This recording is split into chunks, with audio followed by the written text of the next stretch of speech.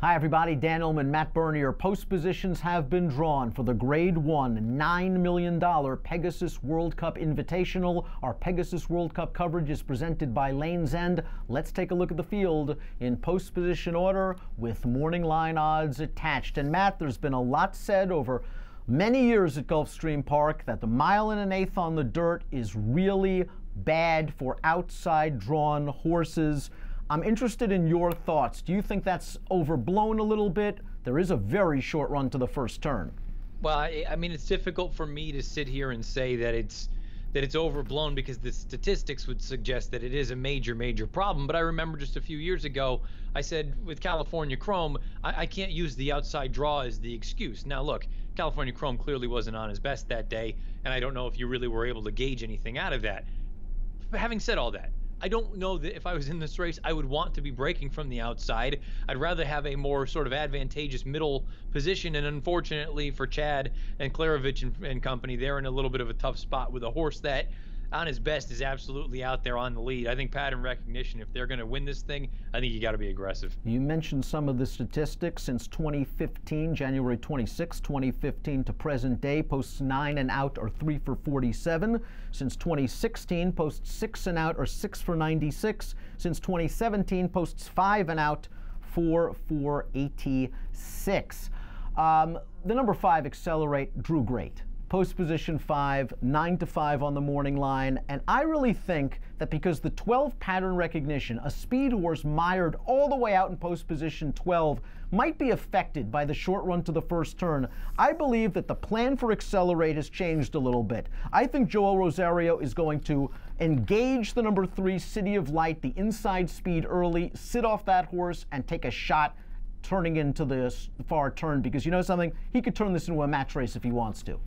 It's going to be interesting to see. I agree with you. City of Light, you assume or presume that he is going to be on a mission to go to the front anyway. We saw what he did in the Breeders' Cup Dirt Mile. With Accelerate drawing post 5, just outside to him, I think he's going to be up there. There is a part of me, though, that does wonder if you're Jose Ortiz in pattern recognition.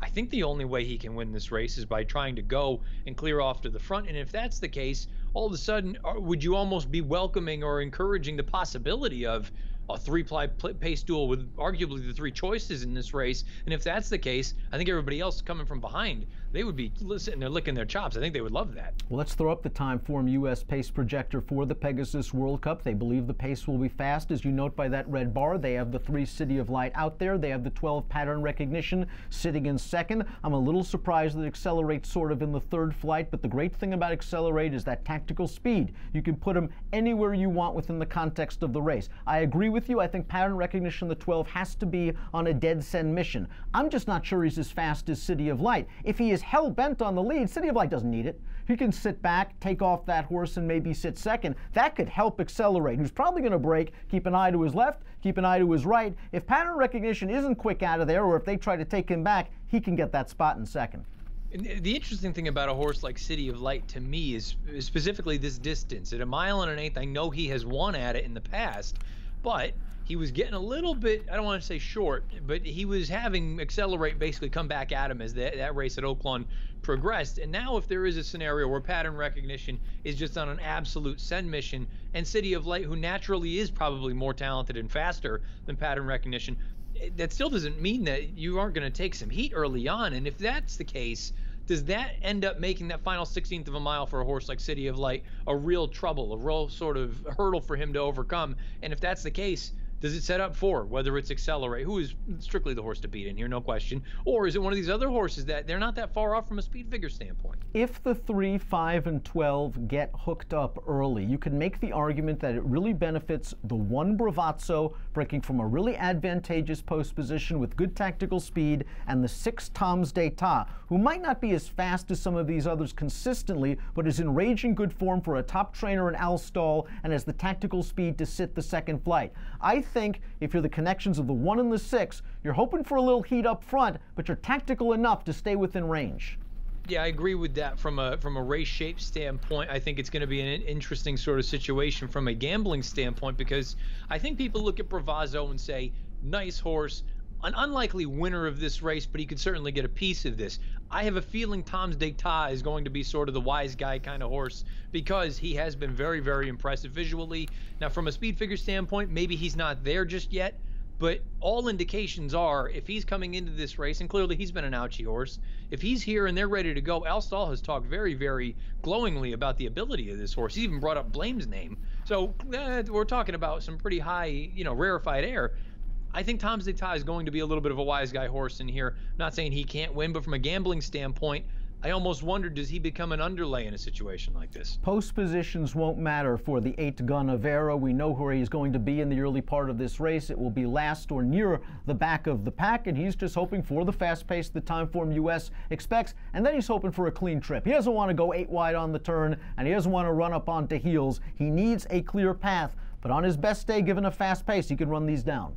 And here I say Tom's d'Etat, I feel like he could potentially be an underlay. I feel like Gunnavera could potentially be an overlay because people look at him and say, well, he's Gunnavera, nice horse, not quite as good as Accelerator, City of Light. Look, at the end of the day, this horse is 4 for 9 lifetime at Gulfstream. That bid that he put in the Breeders' Cup Classic was legitimate. I think if you gave him a little bit more pace early on, which I know is asking a lot, they went real fast, or you had it at Gulfstream Park as opposed to Churchill, I think Gunnavera is right there at the wire.